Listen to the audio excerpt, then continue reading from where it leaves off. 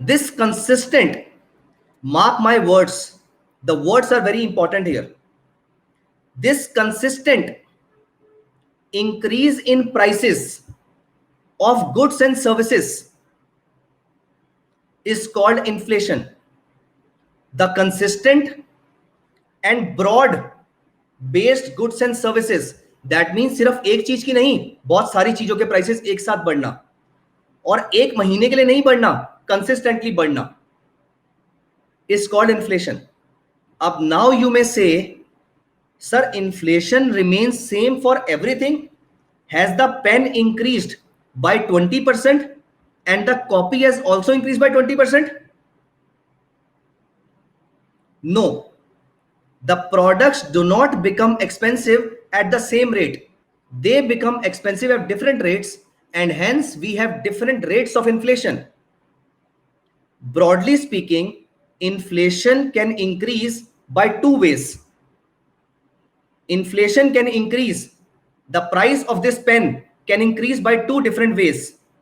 One, either the plastic has become expensive, or the plastic has remained constant, but my demand has increased.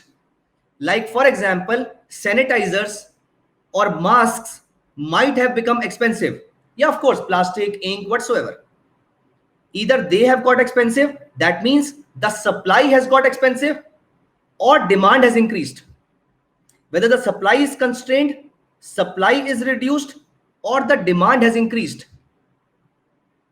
So the inflation can be of two types. Now you know this, that the inflation can be of two types. One, demand driven inflation, which is also called demand pull inflation. When the demand is pulling the prices up, it is called demand pull inflation. Otherwise, when the supply is constrained, this inflation is called, so one is demand pull inflation, other is cost push inflation. Is the percentage increase, and that's a very, very important thing, listen to me very carefully. Is the percentage increase of this pen was same as percentage increase of this mobile phone? No. Also, increase in the prices of pen from 2018 to 20 will be equal to increase in the prices of pen from 2020 to 22. Is this statement correct or false? This statement is also false. May or may not be. Absolutely right. So that means there can be many types of inflation.